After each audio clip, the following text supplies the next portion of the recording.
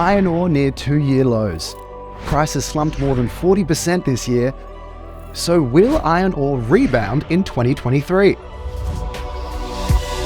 Money.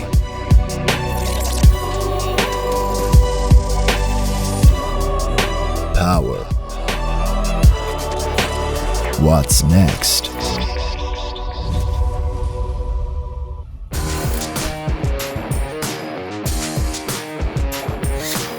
Welcome to this special iron ore edition of Trading Up, brought to you by the West Australian and Grapher. I'm Colin Ebsworth. Everyone in Australia should care about iron ore. It's our country's biggest export, and one of the main reasons why we all have a pretty high standard of living. So when it comes to red dirt, it's important we pay attention to our biggest customer. And our biggest customer is China. So what's going on right now?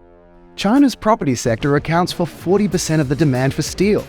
But with COVID-19, lockdowns, and a wobbly property sector led by the Evergrande Group, the demand for iron ore just ain't what it was a year ago. Some steel producers have had negative margins, so about 20 have had to shut up shop until conditions improve.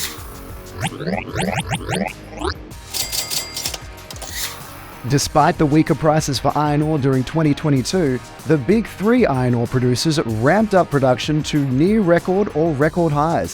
So even with lower iron ore prices, they did okay. Shares of BHP and Rio Tinto outperformed the ASX 200 index year to date. Fortescue shares didn't quite perform as well.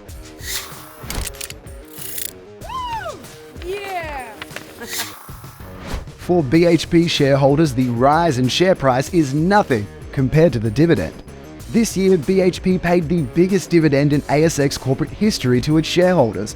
At just over $5 a share, there were a lot of happy boomers this year. So while BHP had the biggest dividend in dollar value, the biggest yield across the entire list of ASX 300 companies was an iron ore junior. Grange Resources had a yield of just over 25%. And it saw a jump in the share price of about 7% year to date. Fitch is forecasting the price of iron ore will decline in 2023 to $85 a ton, despite analysts including Morgan Stanley upgrading its 2023 growth outlook for China. So, back to why you should pay attention to iron ore. It's how state and federal governments get money to pay for stuff like roads, health, and infrastructure.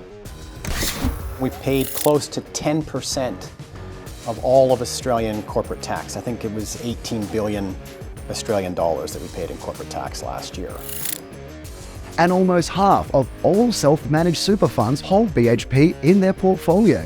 So yes, BHP alone has helped make it a very Merry Christmas for Australians this year.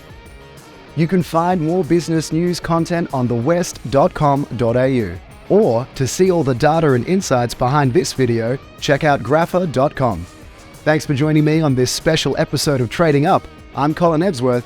See you next time.